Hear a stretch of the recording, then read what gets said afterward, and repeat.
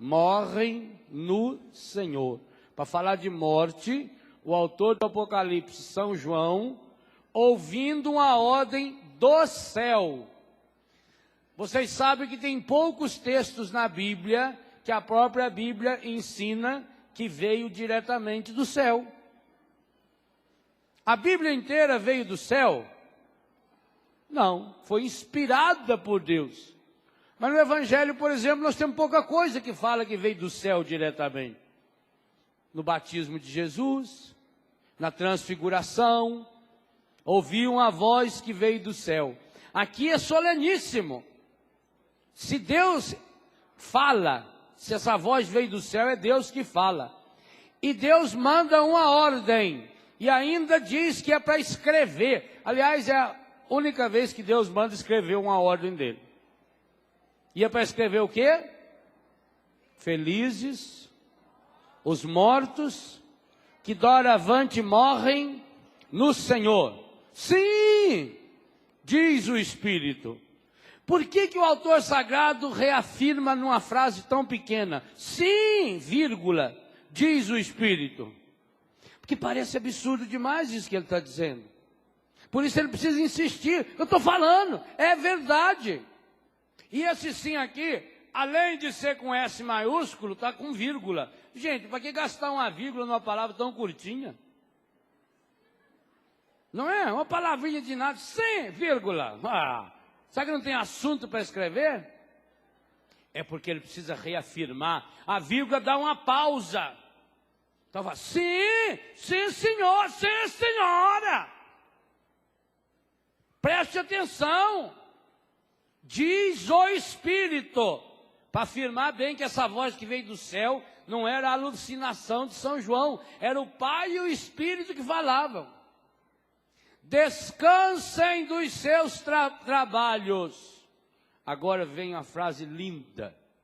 Pois as suas obras os seguem. Palavra do Senhor. Agora nós somos chamados a dar um passo. No primeiro momento da manhã, que encerrou com a pregação do padre, o sentimento de impotência. Senhor, eu estou caindo, amparai-me, me pegue no colo. O segundo momento, senti o colo. Quem me segurou foi Deus. Foi providencial que o Nelsinho, quando ele começou a cantar, eu achei que era CD que estava tocando, porque eu não tinha visto ele aqui ainda. Foi muito providencial. Quem me segurou foi Deus. Observe que até os gestos, isso não foi ensaiado não, isso é o Espírito Santo. O padre ainda fez o gesto aqui, segurando, ele querendo mostrar como é que ampara, ele estava amparando o microfone. Não era? Porque ele para mostrar, ele pôs o microfone aqui, quer dizer, ele amparou o microfone. Senhor, amparai-me. E aí veio o Nelsinho e terminou a primeira parte para nós. Quem me segurou, quem me amparou, foi Deus. Quando a gente experimenta isso, então acontece conosco esse terceiro momento que nós estamos sendo iluminados pelo Apocalipse. Como é que é a palavra forte que começa esse trecho aí? Depois do escreve 2 pontos. Felizes. Aparentemente essa palavra não tem nada a ver com a morte. Mas meus irmãos e minhas irmãs, quando os teólogos estudiosos de Bíblia e que aplicam a Bíblia na vida da igreja, os exegetas, os teólogos bíblicos, quando eles foram meditar em cima dessa verdade bíblica, de que a morte não estava no plano de Deus, eles começaram a questionar, se a morte não estava no plano de Deus, por que a morte entrou no plano de Deus? Porque de fato, Jesus não veio excluir a morte, ele veio matá-la. Ele veio vencer a morte. Jesus, morrendo, matou a morte. Então, depois de Jesus, ninguém precisaria morrer mais. Mas aí os estudiosos foram perceber que a morte no Senhor, essa expressão que está aí no Apocalipse, capítulo 14, verso 13, ela se torna agora um remédio. Jesus transformou o castigo da morte num remédio. Há muitos jovens, por exemplo, que graças a Deus foram para a cadeia. Embora o sistema penal brasileiro seja horroroso, há muitos jovens, há muita mãe, há muito pai, que hoje louva a Deus porque um dia o filho foi para a cadeia. Quando ele fez uma bobagem, ele foi preso, ficou condenado 2 ou 3 anos. E aquilo mudou a vida do rapaz. Porque lá na cadeia ele aprendeu um ofício, lá na cadeia ele aprendeu a valorizar a vida, aprendeu a dar valor no pai e na mãe, aprendeu até a ajeitar a vida dele, e hoje era um homem honrado. Aliás, isso deveria ser o sistema penal, fazer uma pessoa reabilitar-se. Então, aquilo que era um castigo, a cadeia, virou um remédio. Qual é o sentido do castigo na escola? Na minha época, castigo na escola era bom por isso. Claro que a gente não gostava, mas hoje a gente entende. Porque era um castigo relacionado àquilo que você não fez. Então você não fez tabuada, não fez a tarefa, ficava depois da aula fazendo. Ora, se não fosse aquele castigo, você não teria aprendido. Então o que Jesus faz em primeiro lugar? Primeira coisa, Jesus não foge da morte. Segunda coisa, Jesus não inventa uma falsa solução para a morte. Aqui está o maior problema do ser humano moderno, que segue as doutrinas de reencarnação. A reencarnação é uma resposta bonita, romântica para a morte, só que é uma resposta mentirosa, absolutamente mentirosa, que não leva a pessoa a uma vida nova. Graças a Deus que não existe reencarnação, porque vocês imaginam determinados tribufu da história se fosse reencarnado. Deus me livre e guarde. Esse povo que defende a reencarnação devia defender a reencarnação daqueles bandidos também, tudo. E que sabe que cada vez vem pior. Louvado seja Deus. Então Jesus não inventou uma saída falsa para a morte. Não, você está morrendo, mas na verdade você não está morrendo, não. Não. Você está só fingindo que você morre. Você chega ali na beira do caixão, olha, está suspirando? Não. Mas você não morreu. Você só está de passagem. Você está saindo agora desse corpo, mas Deus já está fazendo um corpinho novinho para você nascer de novo. Só que você vai esquecer tudo que você já sabe. Entendeu? Não, então, mas ninguém entende mesmo. Isso aí é teoria para imbecil. Explicação para ignorante. Se a pessoa fosse reencarnada, nunca ia aumentar o número de gente da população. Porque começou com Adão e Eva, mas como é que hoje tem tanta gente? Deixar de ser besta. Aliás, quem diz que acredita em reencarnação não acredita. Eu já falei isso em televisão muitas vezes. Que se acreditasse, deixava a herança para o próprio nome. Eu vou voltar? Deixa registrado em cartório. Voltarei. E esse vai ser o código para eu saber. Só entregue minha herança para fulano. Sabe nada. Deus não trabalha com lixo reciclado. Então Jesus não veio inventar uma ideia errada sobre a morte. Jesus não, porque não, mas é só para consolar. Outra coisa importante. A Bíblia diz que Jesus conversava com os seus amigos sobre morte. Você lembra alguma passagem disso?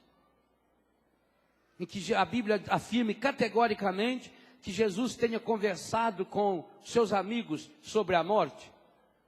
Lázaro não era o grande amigo de Jesus? Lázaro tinha lepra, uma doença incurável. Jesus conversou com Marta e Maria e com Lázaro sobre a possível morte de Lázaro? Segundo a Bíblia, conversou? Conversou. Só não sabemos quando foi, porque isso Jesus não conta. Mas abra aí na sua Bíblia, Evangelho de São João, capítulo 11, versículo 40. Que está escrito? Respondeu-lhe Jesus. Como é que ele respondeu? Não te disse eu, se creres, verás a glória de Deus? Queridos e queridas, achem onde foi que Jesus disse isso para Marta na sua Bíblia, e eu terei imenso prazer de comê-la, inclusive com essa capa de plástico. Tem isso na Bíblia? Não tem. Será que Jesus tinha falado uma mentira? Se ele estivesse conversando com o Lázaro, ainda podia ser. Falar, Lázaro, eu não disse para você, Lazinho, para você não facilitar. Eu falei com você que depois que você morre, pode colocar qualquer palavra na boca do morto. Já morreu mesmo?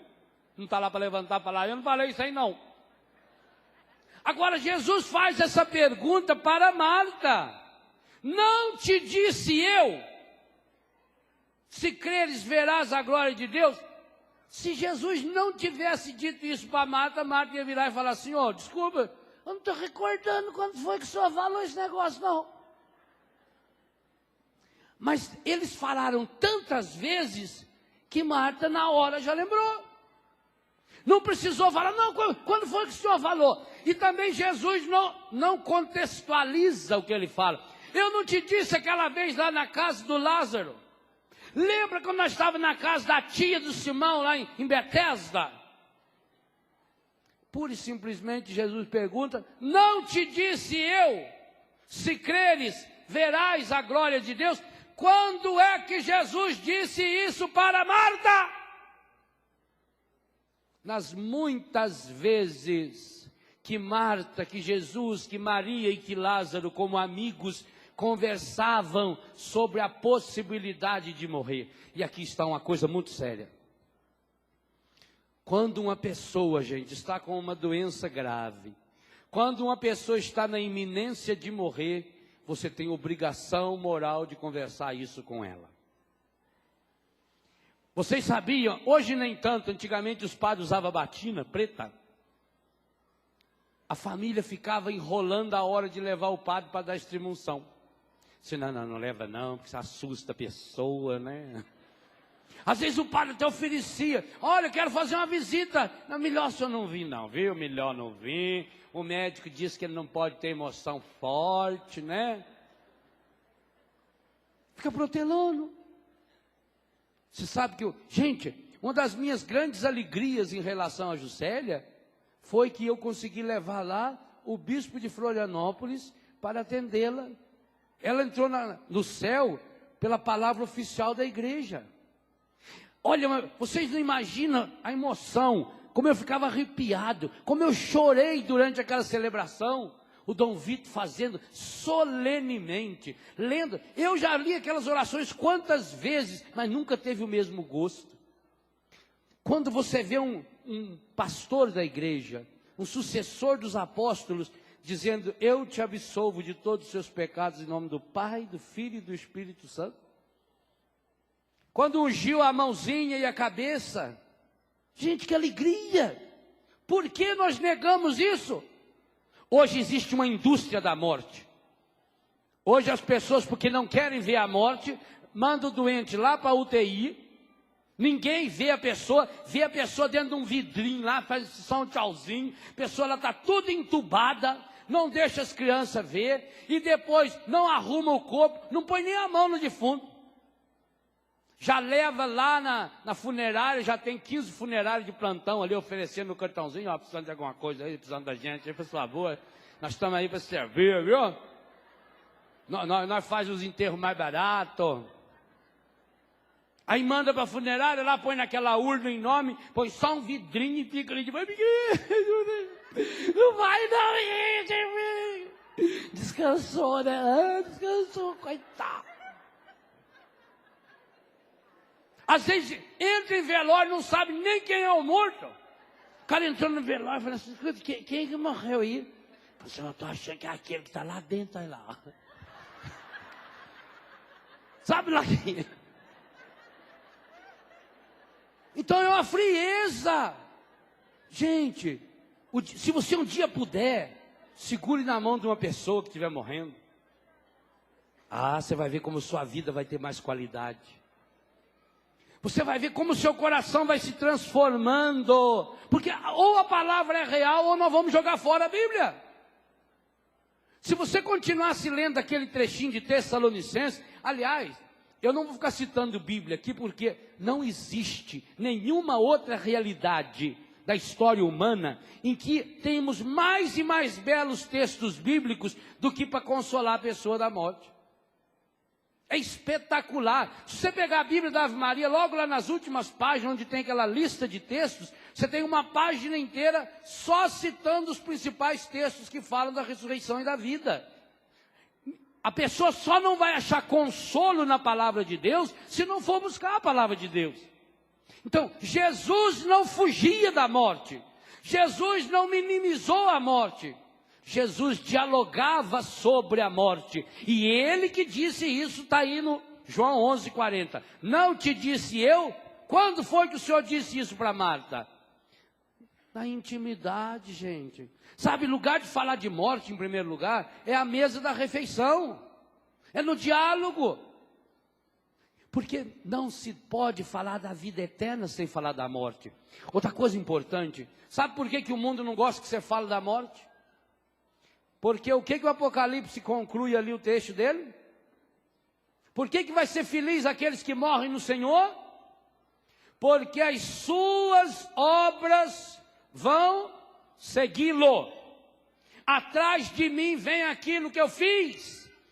Então é muito mais fácil a gente pensar na morte como um castigo de Deus, como uma coisa inesperada, como algo novo, e achar que, bom, depois Deus vai dar para mim o destino que Ele achar que eu mereço. Você sabia que os estudos mais avançados de teologia afirmam que a pessoa só vai ver Deus, aliás, só vai ver Deus quem for para o céu. Quem for para o inferno não verá Deus. Nem no juízo particular, porque depois que a gente morre vem o juízo particular. É claro, Deus seria injusto de deixar uma pessoa lá no túmulo ficar esperando não sei quantos anos para esperar acabar o mundo. A igreja não poderia nem ter santo e santa. O juízo particular, como é que se dá o juízo particular? Imediatamente depois da morte, a pessoa é mergulhada na graça da morte. E aí existem 3 possibilidades só. Se essa pessoa está santa, se essa pessoa fez uma opção radical por Deus e não morreu com nenhum pecado mortal e nem venial, essa pessoa imediatamente sobe para o Pai. E aí ela vai ver Deus. Se a pessoa fez uma opção por Deus, mas não conseguiu ficar sem pecados veniais, sem pecados graves até, ou se arrependeu, mas ainda tem as penas do pecado, as consequências do seu pecado, essa pessoa opta por Deus, mas ela não pode estar na presença de Deus. Então, essa pessoa, para poder chegar bem em Deus, é a mesma coisa. Vamos pegar um exemplo bem simples. Você vai entender purgatório hoje. Se é que você não entendia até hoje. Você está sujo de bosta de vaca. Você está lá capinando o terreiro, a vaca sujou você, e daí meia hora você tem um encontro com a sua namorada. Você vai desse jeito para ela? O que você quer fazer? Tomar um banho, pôr uma roupa limpa, entendeu? Pronto. Quando a gente morre, se a gente está caindo umas sujeirama do pecado, eu vou querer chegar diante de Deus sujo? Sabendo que Deus é limpinho, cheirosinho, me esperando? Eu vou querer tomar um banho, não é isso? Pois purgatório é uma opção de quem vai para o céu, que quer chegar no céu cheirosinho, de barba feita, com os pelos da orelha cortados, sem aqueles ranhos dançando no nariz, sem remela, entendeu? Sem caspa, sem seborreia, sem chulé. Agora, tem certas pessoas que vai precisar passar uns 600 anos no purgatório, porque só na unha do pé daquele elemento, isso leva muitos anos. Purgatório é o tempo de purgar. Por isso que não é purgatório, senão seria lugar de pulgas. É purgar, é purificar, é limpar. Então eu quero tomar um banho, porque eu quero cheirosinho no céu. Por isso não interessa quanto tempo passa. Agora, Deus o livre e guarde. Você morreu em comunhão com o demônio, rompido com Deus, é a hora da descarga. Você vai para o tacho. Para sempre. A Bíblia garante e o catecismo da igreja afirma, não tem volta, é imediato. É você que se condenou. Deus não condena ninguém. Deus não manda ninguém para o inferno. Tem gente que fala, mas o inferno não existe. Porque se Deus é pai, qual é o pai que vai querer mandar o filho para a perdição eterna? Lógica de imbecil. Não é Deus que manda ninguém para o inferno. Deus quer que todos os homens se salvem e cheguem ao conhecimento da verdade. Agora, Deus seria injusto, como um pai e uma mãe também seriam injustos, se um filho esforça, o outro não esforça coisa nenhuma, e depois os dois receberem a mesma coisa. Que é isso? Aí era Deus que tinha que ir para o inferno, e como ele não pode ir para lá, é melhor que a gente não vá também. Porque aí, meu filho, nem ele pode ir lá buscar você mais. Jesus já foi. Então a pessoa faz uma opção. O inferno é consequência. O Eclesiastes 11, versículo 3 diz, a árvore, aonde ela cai, ela fica. Olha que passagem linda para a gente entender a morte. A pessoa que em vida procura o céu, ela cai na morte no céu. A pessoa que em vida procura o céu, mas se suja no pecado, ela cai entre o pecado e o céu. Louvado seja Deus, vai para o purgatório. Agora, a pessoa que fez uma opção para o inferno, e aí, tem gente nesse mundo que nasceu para criar inferno para os outros. Sujeito que nasceu só para atazanar a vida da gente. Que isso? Parece que tem prazer em ver a desgraça do outro. Prazer em ver o sofrimento do outro. Prazer em ver a dor do outro. Dá uma olhada perto da sua vida para ver se você não está criando inferno. Tem gente que tem o dom de criar inferno com a língua. A língua da pessoa é uma língua infernal, que diminui, que machuca, que oprime, que ofende. A pessoa já levou tanta cabeçada na vida e não aprende. A história do sujeito estava andando, de repente ele levou uma tijolada no peito. E ele ficou olhando para trás para ver quem que jogou. E não achou. Sim, senhor. É besta.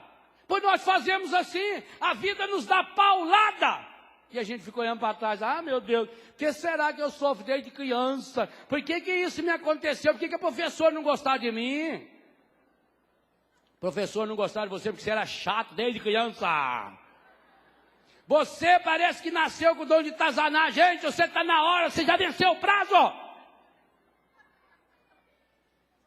Aonde a árvore cai, ela fica. Então, Jesus não escondia a morte. Jesus dialogava sobre a morte. Ainda mais transformava a situação de morte em vida. Mas, gente, esse é um processo que sem o mergulho na graça de Deus é absolutamente impossível. Enquanto nós não saímos das mentiras que o pecado criou para nós, enquanto nós não saímos das mentiras que de modo especial essas doutrinas reencarnacionistas vem colocando na cabeça das pessoas, inventando uma falsa saída para a morte. Meu irmão, minha irmã, nós teremos um encontro com a morte dos outros e nossa. E esse encontro ou nos torna melhores ou nos torna piores. Agora, que é uma coisa muito importante.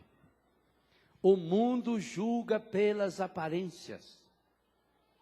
Evangelho de hoje à tarde, na missa de hoje. Deus não. Eu já contei essa história, vou contar de novo, ela é muito boa.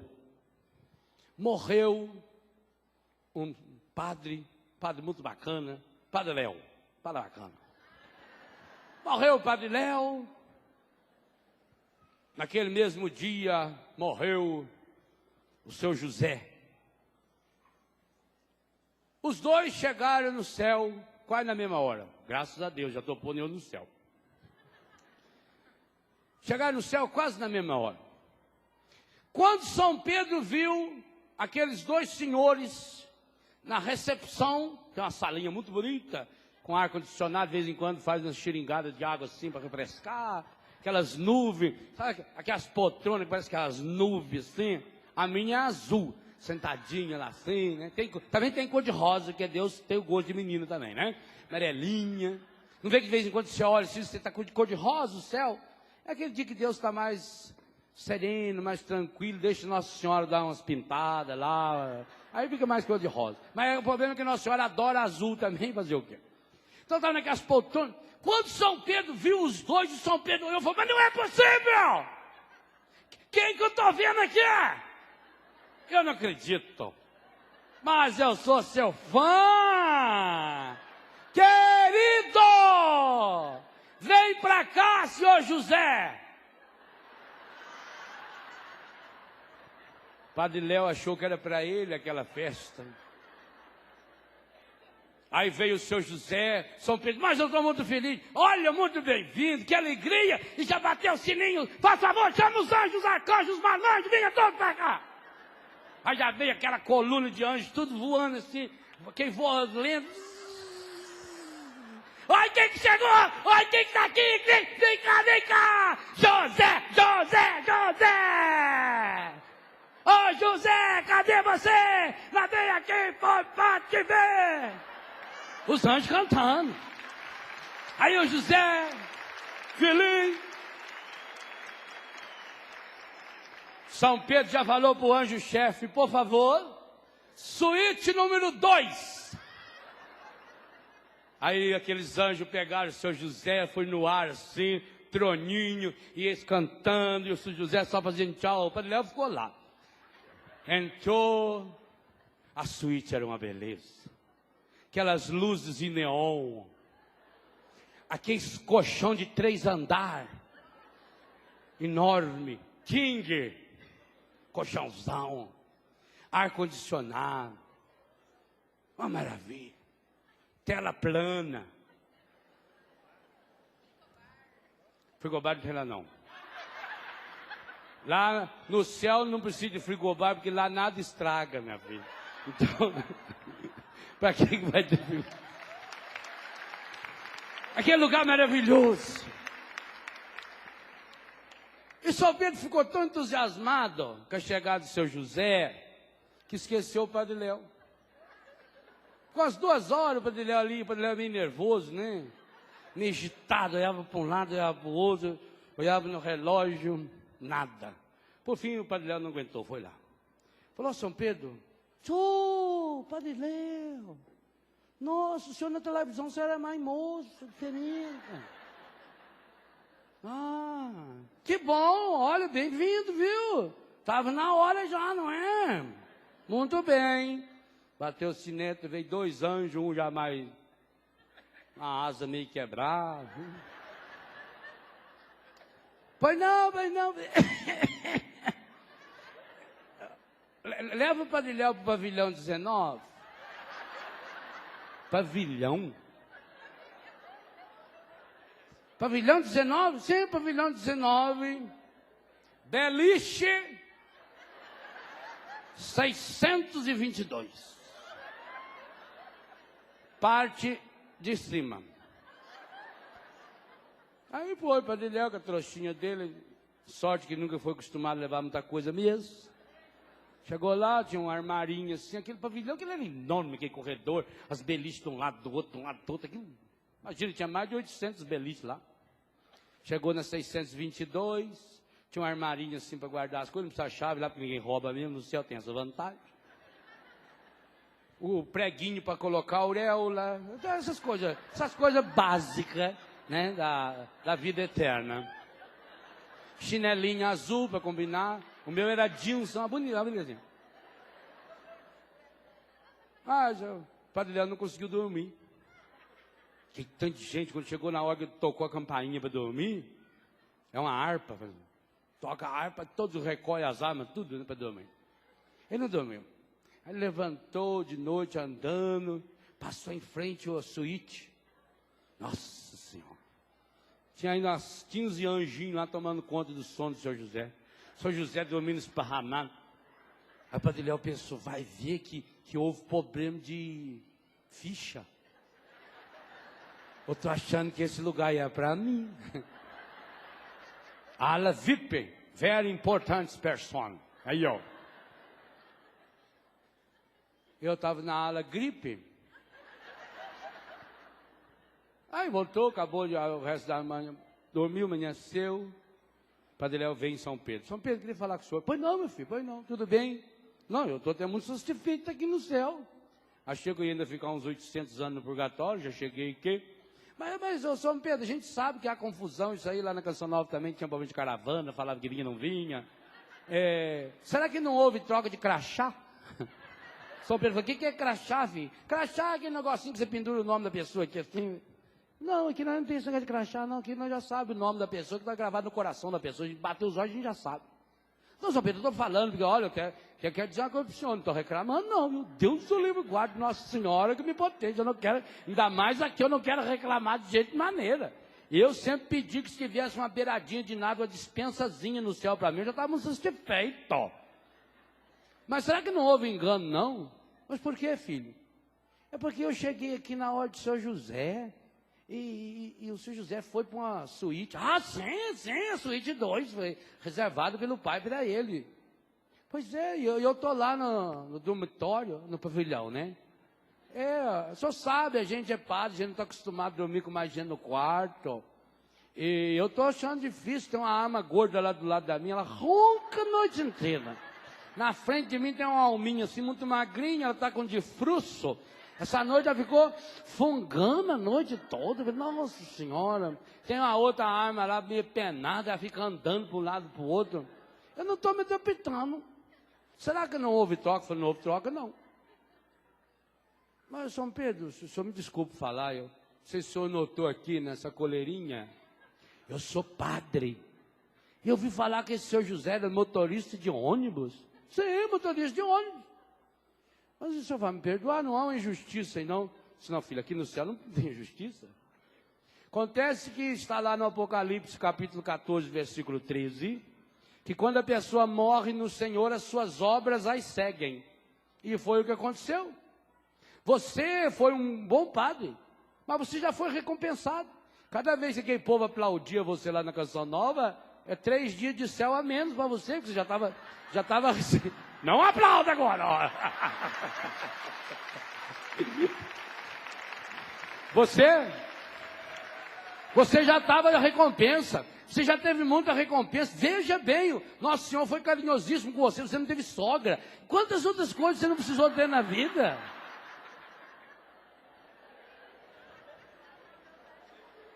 Agora, meu filho, quantas e quantas vezes o senhor Padre Léo fazia as missas, celebrava a Eucaristia, fazia o sermão, o povo está tudo dormindo.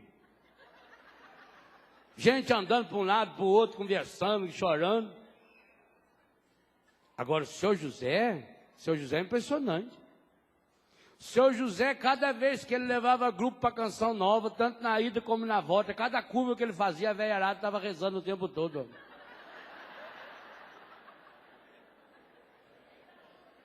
E você? Que lugar você acha que você vai receber lá no céu? As obras seguem.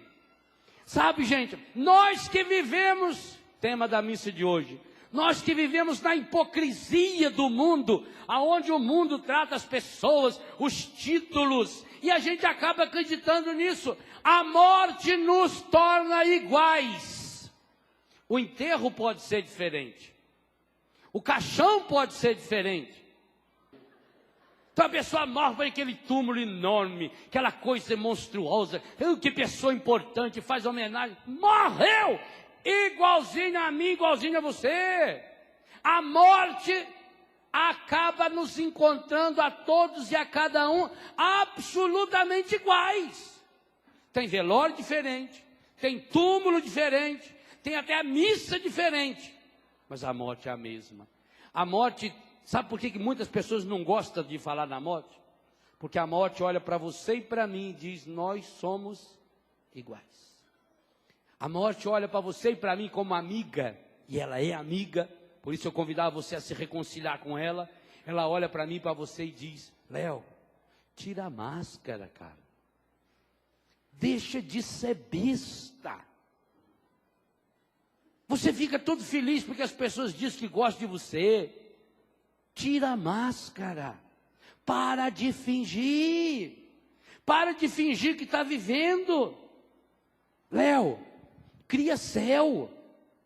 Cria céu para as pessoas. Isso que ele fala para o Léo, eu falo para você, eu não sei o nome de cada um aí. Cria céu para as pessoas. Para de fazer inferno. Para de infernizar a vida do outro. Você só tem essa vida para deixar rastros. A gente deixa rastro. Está escrito aí. Apocalipse capítulo 14, versículo 13. As suas obras seguem você. Que rastro você está deixando? Quantos de nós, pelo olhar, pela voz, pela boca, pelo que nós fazemos, pelo que nós deixamos de fazer, nós estamos deixando rastro de inferno para as pessoas. A morte diz para você, crie rastros de céu. Você quer ir para o céu? Crie céu. Você quer ir para o céu? Faça com que as... eu queria ir para o céu, ser quase igual um santo. Louvado seja Deus. Essa devia ser a grande aspiração de cada um de nós. Mas faça com que as pessoas aspirem à sua presença, porque sabe, olha, a hora que fulano chegar, pode ter certeza, se aqui tiver todo mundo na tristeza, vai estar todo mundo da alegria. Se tiver brigando, ele vai chegar, vai trazer uma palavra de paz. Se tiver uma pessoa angustiada, ele vai trazer uma palavra de estímulo. Se tiver uma pessoa deprimida, ele vai levantar essa pessoa. Mas também, se tiver uma pessoa no erro, ele vai corrigir essa pessoa. Isso é pai, isso é mãe. Se tiver uma ovelha desgarrada, ele vai atrás dessa ovelha e vai trazer essa ovelha. Meu irmão, minha irmã, para isso você precisa se humanizar. Eu queria convidar você a não fugir mais da morte. Eu queria convidar você a não delegar mais a morte para ninguém. Nós precisamos criar rituais. Hoje as pessoas estão tomando remédio para não sentir a morte. Calmante. Fulano morreu, perdeu o filho, tem que dar um remédio para a pessoa. Que remédio o quê? Ô mãe, chore.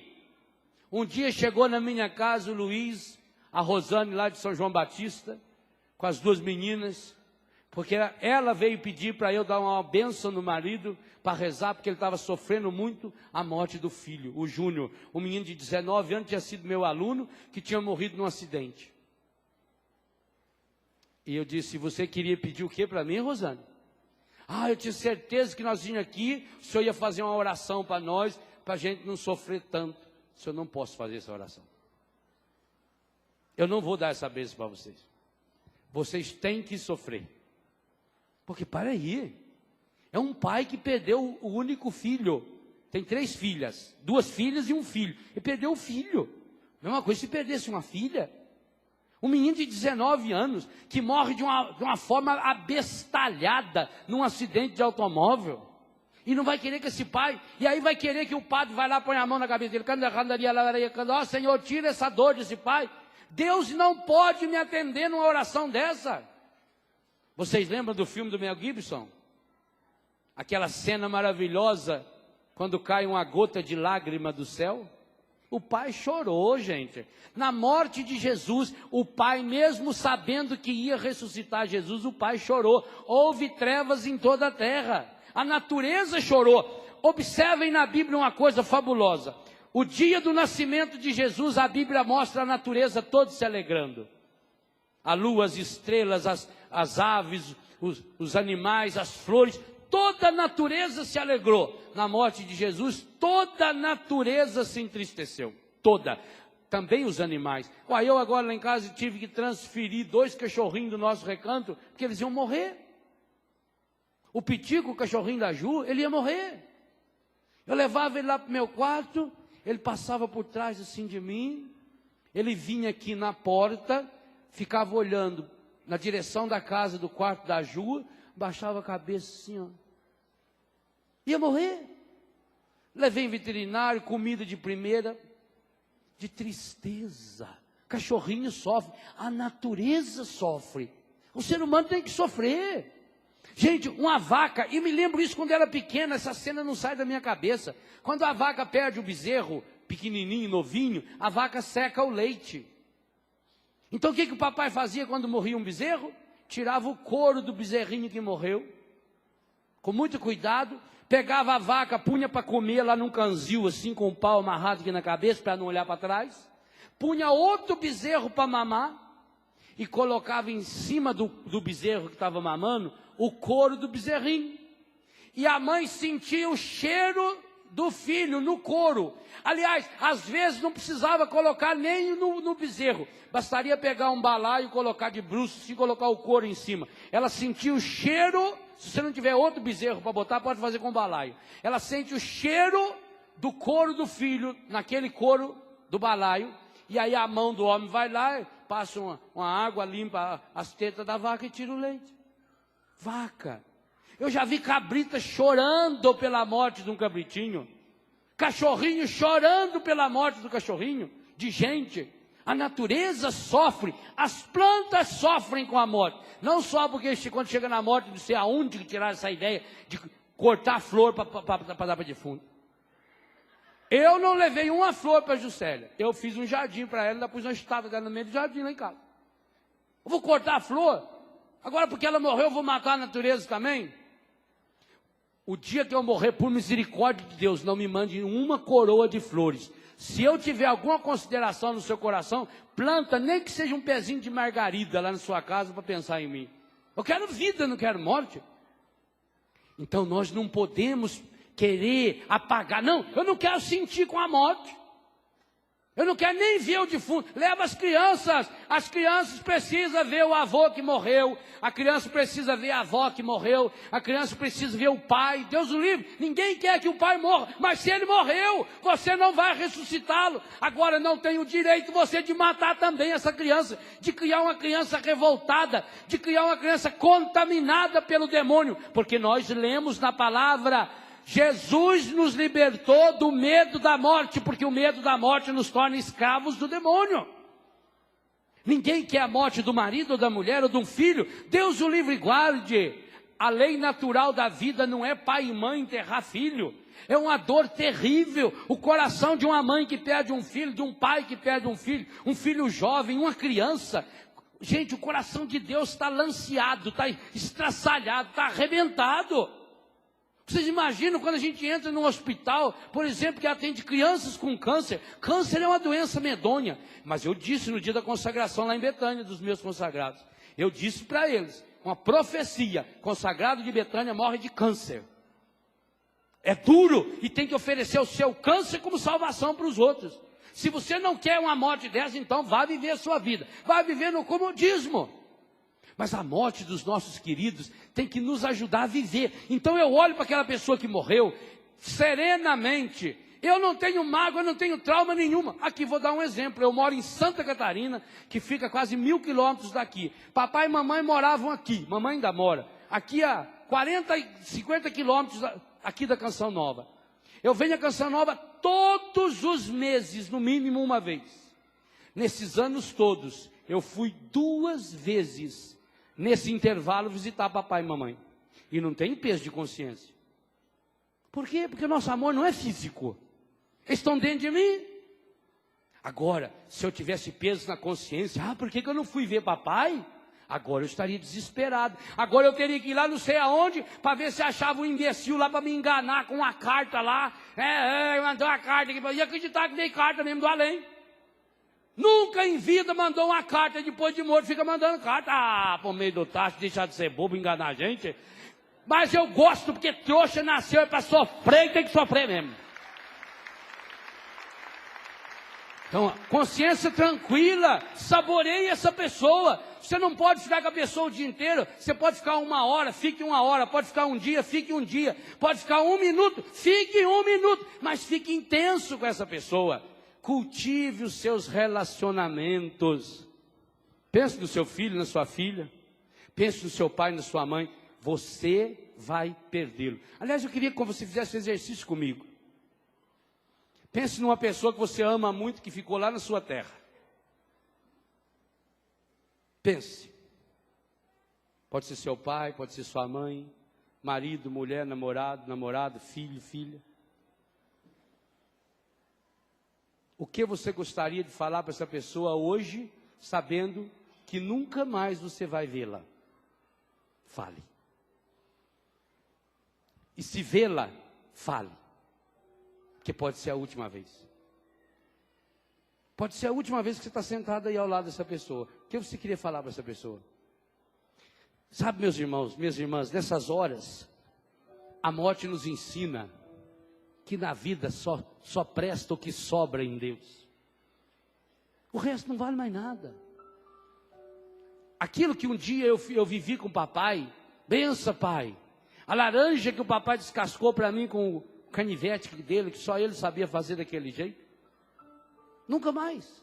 Acabou. Ninguém no mundo, nem se eu ganhasse todos os canivetes e todas as laranjas do mundo. O carinho de você olhar para sua mãe no olho e dizer: eu te amo, mãe, eu te amo, pai. Eu te amo, meu filho. Ô, meu filho, sai dessa. Você não está certo isso que você está vivendo, não. Você está indo para o inferno, meu filho. E eu tenho dó no meu coração, sabe por quê? Alguns dos senhores e das senhoras sabem que eu estou falando a verdade. Alguns de vocês, da família de vocês, estão indo para o inferno. E já faz tempo. E pior, alguns irão para o inferno, por omissão sua. Sabe, porque você prefere ficar com aquela amizadezinha falsa. Não, eu não vou falar a verdade, eu não vou ofender. Meus filhos em Betânia sabem disso, que ontem de tarde aqui em Lorena ainda escutei um filho falando: ô pai, mas não dá de falar isso mais ameno, não? Não dá. Com a condenação de uma pessoa você não pode brincar. Se você sabe que uma pessoa está indo para o inferno, você não pode brincar. Qual é pai, qual é mãe que vendo que o filho está correndo e vai cair ali num lago cheio de fogo, cheio de enxofre, vai dizer: ô querido, você não acha melhor você não ir? Nada, joga o laço. Tem alguns que precisam jogar o laço. Amar é duro. Gente, é preciso perder uma amizade, se for preciso, para a pessoa ganhar a vida eterna. Perca os seus amigos, mas perca para Deus.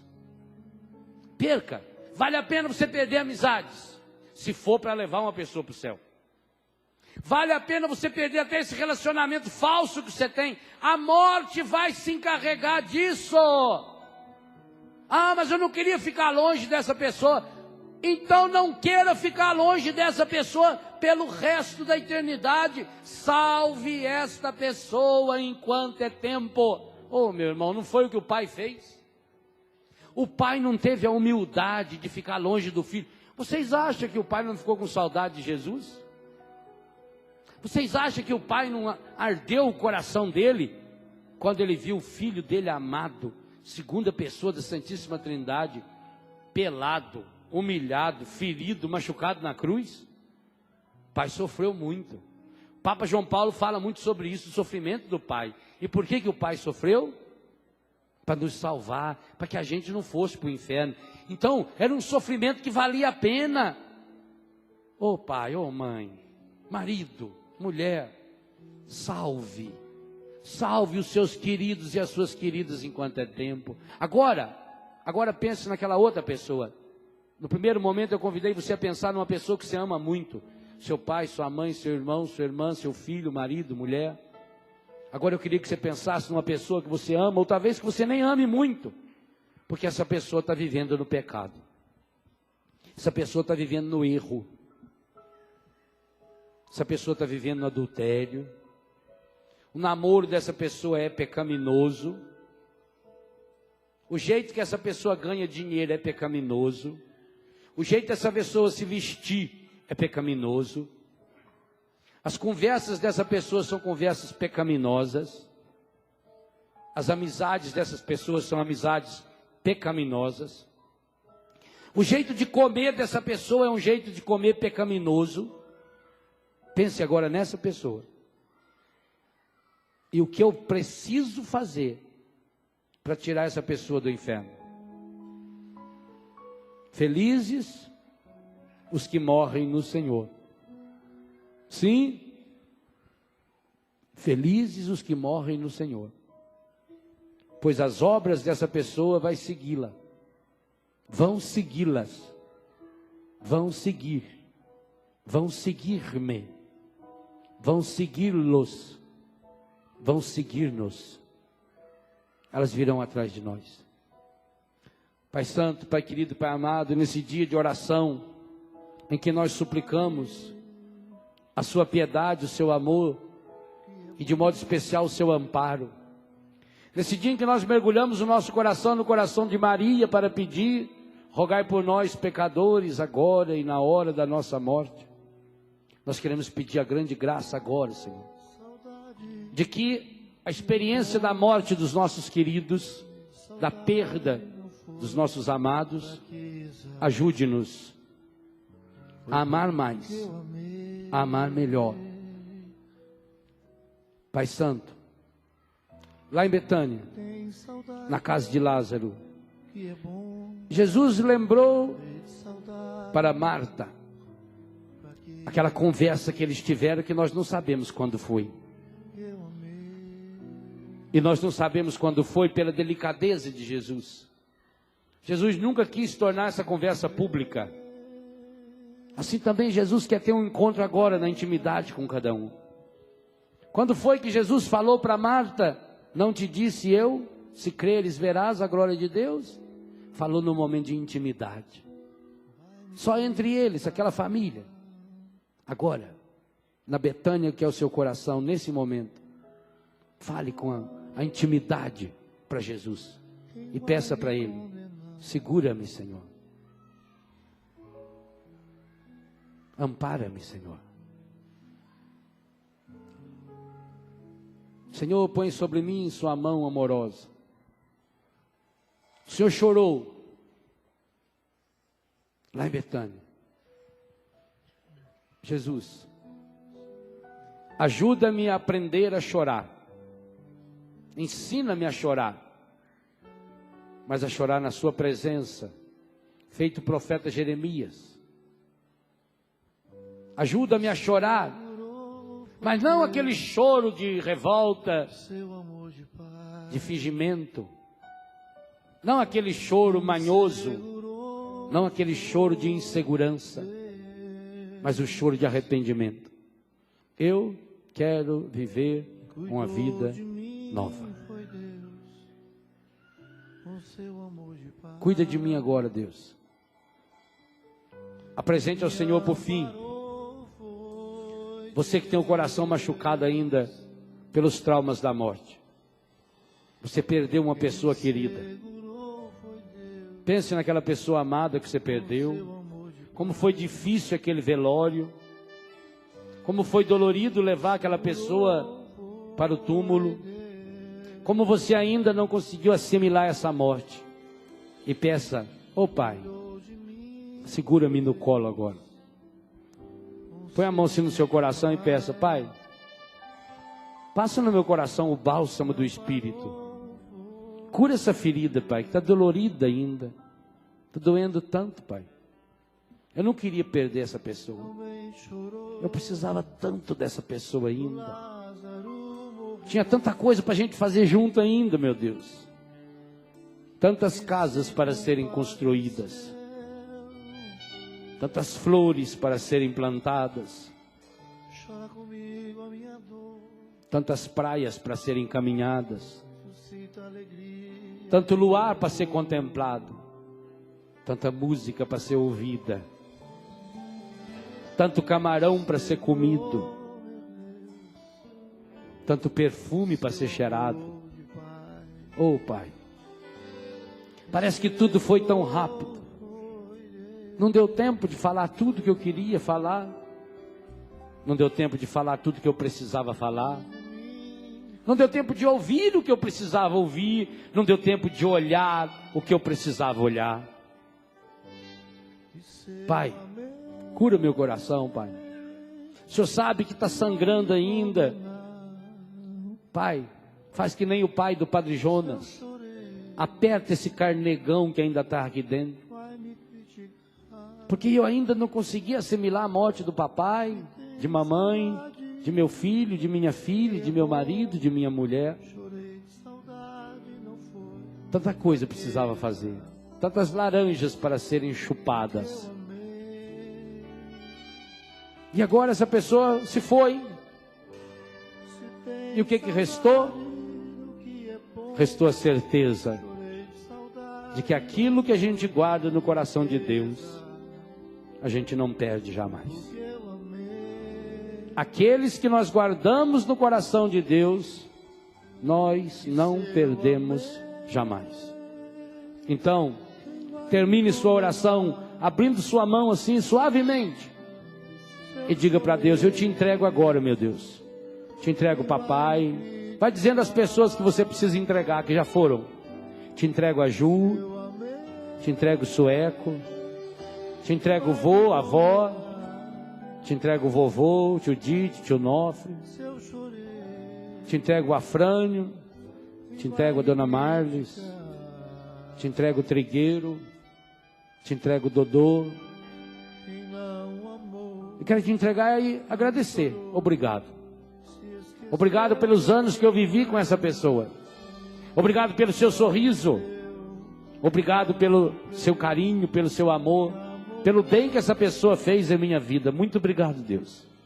Obrigado especialmente porque hoje o Senhor está me pegando no colo, está me segurando.